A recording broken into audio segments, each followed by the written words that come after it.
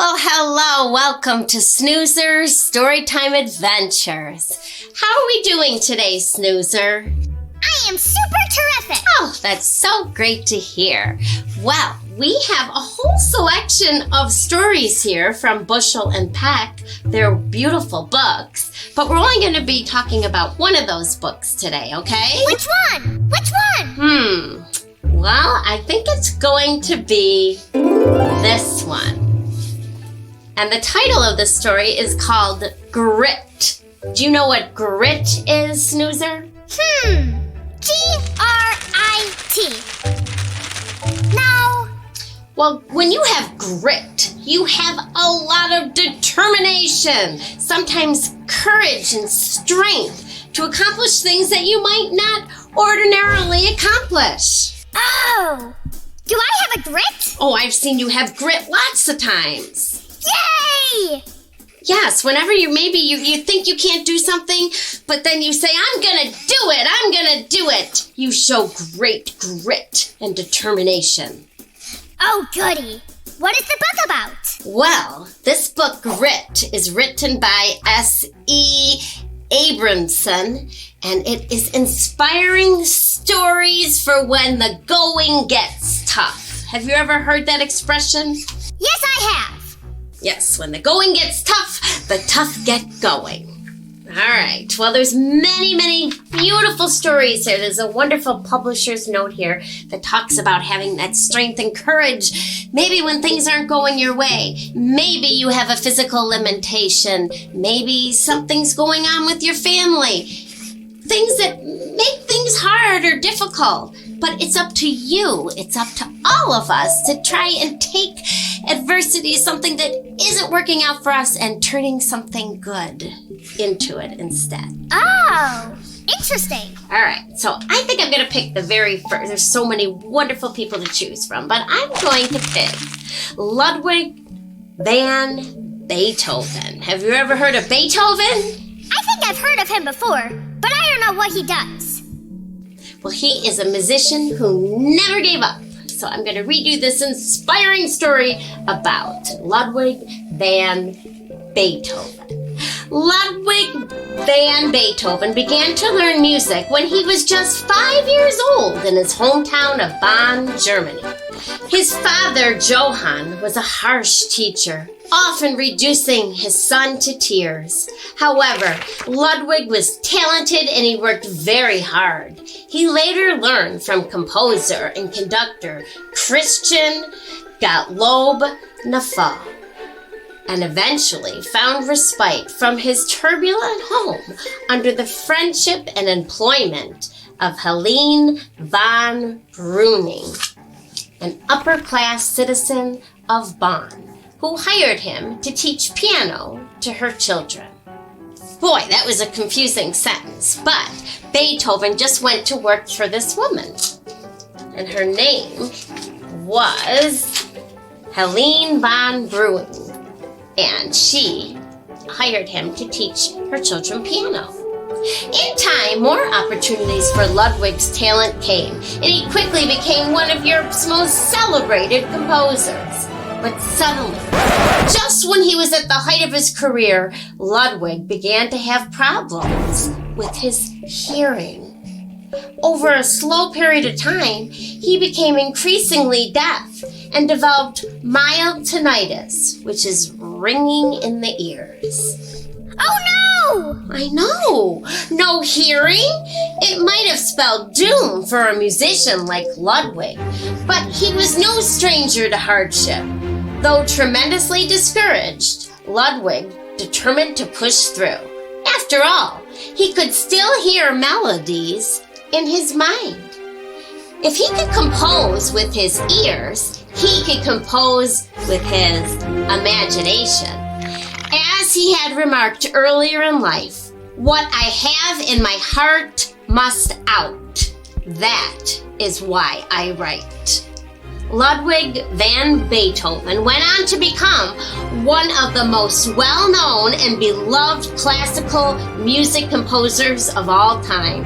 In fact, some of his greatest works were composed after his hearing began to fade. He saw great success and popularity during his lifetime, and his legacy continued even after his death in 1827. His works remain among the most frequently performed pieces of classical music, including famous songs such as Symphony No. 5, Beethoven's Fifth, Moonlight Sonata, and Fior Elisa. Wow, I can't believe he played the piano without his ears working. I know, it's amazing. It's amazing what people can do when something like that happens. How do you think you'd feel if you lost your hearing and you were a composer, you were someone that made music? That would be like me trying to be a great robot vacuum without my trunk. Exactly right, but you know what? Since you have grit and determination, I bet you'd find a way to make that happen. I think so. Woohoo! Well, that's a wonderful story, and there's so many others in this book, and I just love how it feels. It's nice and soft. So that was a great story, and it really taught us a lot to never give up when things are not going right for us. Just keep trying and doing, and maybe something even better will come out of it. That was fun. What are we going to do now? Well, I thought we'd sing a song. And we learned that Beethoven, even though he couldn't hear the music he was making, he used his imagination. So I'm thinking of a song where you really need to use your imagination. It's a simple song called The Itsy Bitsy Spider. Do you know that song? Yes, I am a big fan. Oh, good. Wow. It's a fun song, so we'll learn the song, and then we're going to make a craft, and then we're going to use a little imagination to kind of make it come alive. I'm going to dance while you sing. Oh, good. I'm so glad. All right. It's a really easy song, and I'm sure you know it, so feel free to sing along. Oh, the itsy bitsy spider went up the water spout. Down came the rain and washed the spider out.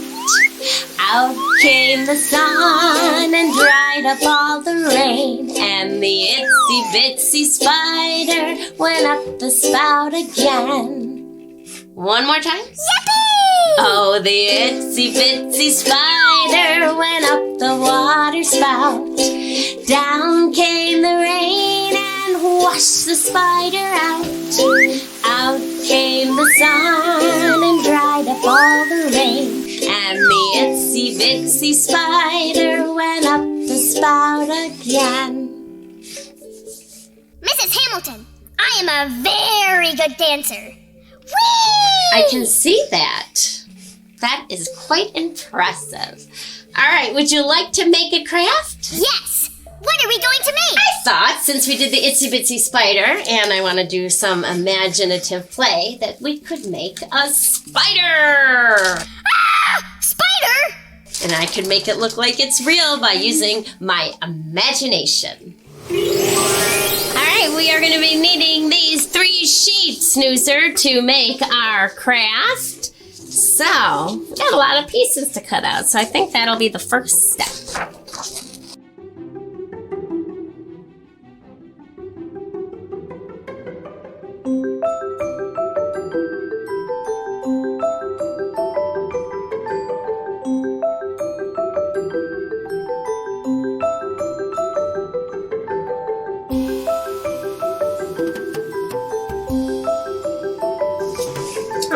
Okay, wow.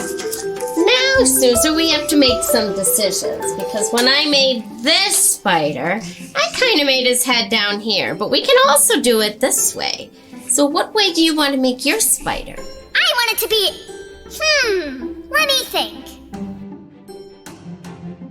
I want it to be head at the top. I kind of thought you might. Mrs. Hamilton, the itsy bitsy spider is in itsy bitsy pieces. That's right. That spider is in itsy bitsy pieces. All right, so let's see. Once he has a face, that'll make more sense. So we could do it this way. There's 8 legs on a spider. Did you know that? Yes, I do know that. And you know what? What? It's insects have 6 legs. That's right. And a spider is not an insect.